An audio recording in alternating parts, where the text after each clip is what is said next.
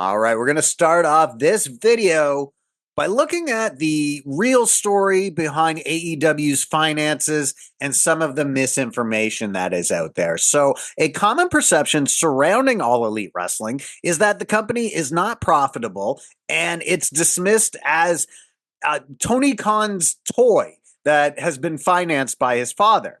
However, recent information that we've learned from public records and court cases tell a far different story of AEW's financial situation. Now, insiders in wrestling circles are talking about some of this data that has come out. However, it's received really minimal mainstream coverage, even from people that actively bash AEW in their social media posts or their YouTube videos or on their podcasts. So let's break down AEW's spending, its revenues, address the criticisms, and clarify why the claims of overspending and financial instability are verifiably false. One of the major criticism AEW faces is that they supposedly overpay their talent. However, we've learned a lot more about how much AEW spends on talent salaries through the lawsuit filed by Kevin Kelly and the Tate twins, more commonly known as Dalton Castle's boys. So those three are suing AEW right now, in part because of defamation. They say that Tony Khan and AEW said some things about them on the way out that has hurt their standing in the industry, but they're also suing for being misclassified as independent contractors. And this is something that has popped up in wrestling going back decades and decades. So through these court proceedings, AEW's Senior Vice President of Business Strategy, Chris Harrington, revealed in a court declaration that AEW has paid out over $60 million to its wrestlers on its roster from September 22nd to September 2024. So $60 million over a 2-year period. So we're looking at about $30 million annually that AEW is paying out to its wrestlers.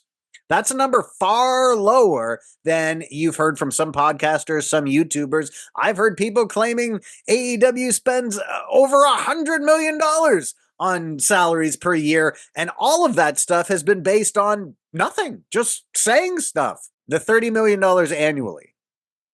These are in court documents. These are legal documents that tell us far more about how much AEW is actually spending on its talent. Now, granted, this number is going to go up. The number quoted here, it only includes a few months of Will Ospreay's salary. It only includes about 9 months of Kazuchika Okada's salary. And, Swerve Strickland just signed a big contract. So the $30 million annually number is going to go up. But it's got tons of room to go up. And AEW would still be in a very good financial situation. So AEW's broadcast deal with Warner Brothers Discovery, that's going to go into effect in January 2025. It has been reported by Variety, numerous other publications, that the deal is for around $175 million per year.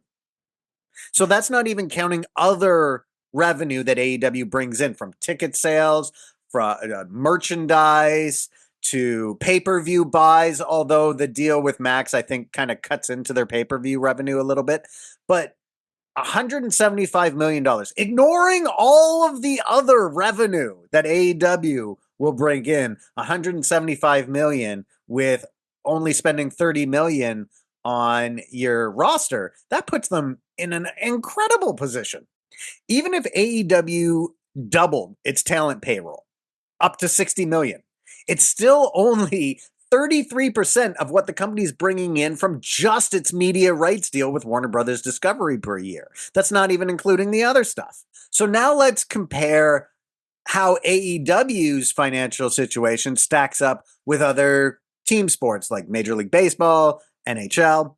And for those cases, we can look at the public record of MLB's collective bargaining agreement, NHL's collective bargaining agreement with the players' associations in their sports.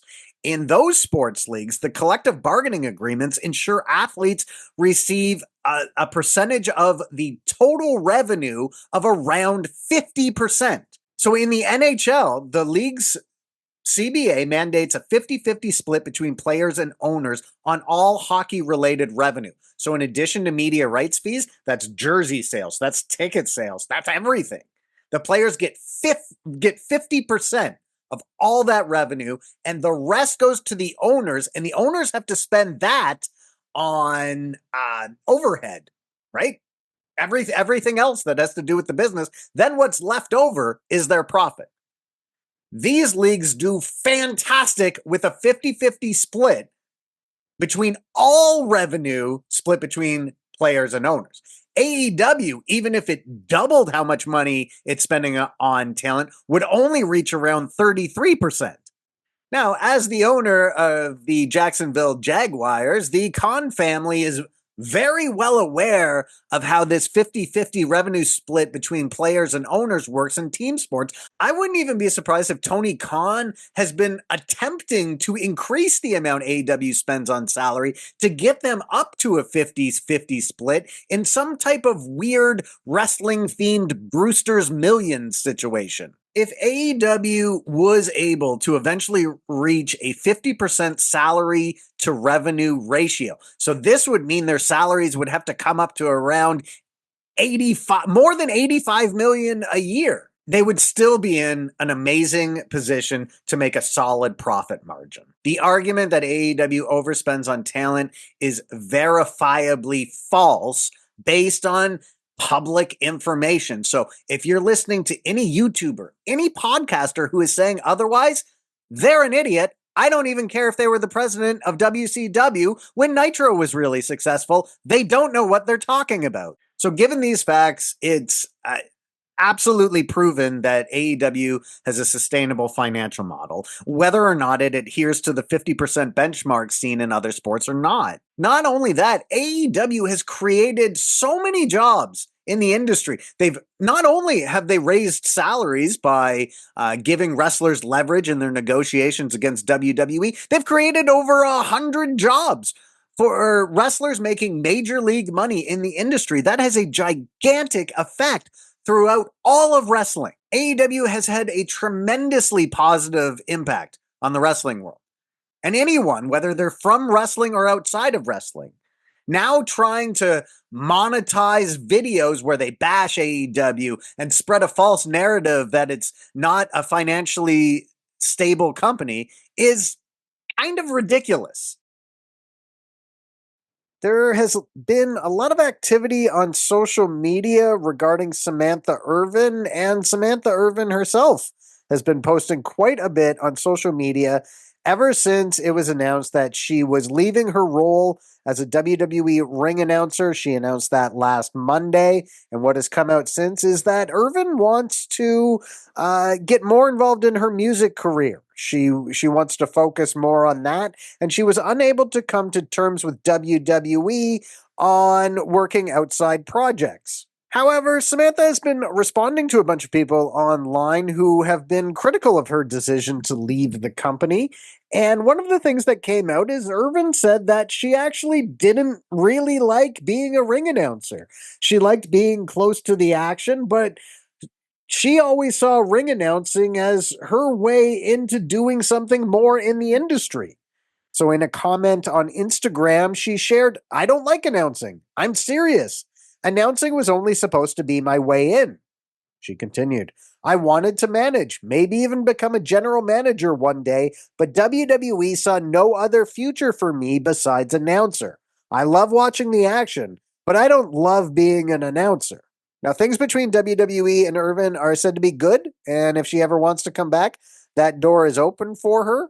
In terms of her potentially going to AEW one day, both Irvin and Ricochet have said that that's not going to happen. Although, if AEW ever wanted to lure Samantha Irvin to their company with the promise of doing more than ring announcing, it kind of seems like that could be a possibility in the future, although that's just speculation. So here's a bit of news that came out that I haven't heard too much about, but I find it to be very exciting news. And that's the trailer for a documentary on Raven has been released from Night School Films. I'm not sure exactly what Billy Corgan's involvement in this project is, but he's featured throughout the trailer, and we know that Raven has been doing some backstage work with the NWA. We also don't know when this documentary is going to be released, but it seems very cool. So here is a description for the documentary, Nevermore, The Raven Effect. A synopsis for the film reads, wrestling is such a brutal business. It doesn't surprise people that it attracts sociopaths, fame whores, coke whores, and adrenaline whores. But why did it attract an artist? Asked Billy Corgan, frontman for the Smashing Pumpkins and wrestling promoter. It's the question posed in Nevermore, The Raven Effect, which examines a pivotal shift in wrestling history through the eyes of Raven, a brilliant but complicated performer who simultaneously self destructs while establishing the tone of ECW, an exciting but extreme and hazardous indie wrestling promotion that features bloody matches involving real weapons. And that's going to do it for this video, everyone. Make sure you click the like button, the subscribe button, and click the notifications bell, and we'll see you again next video.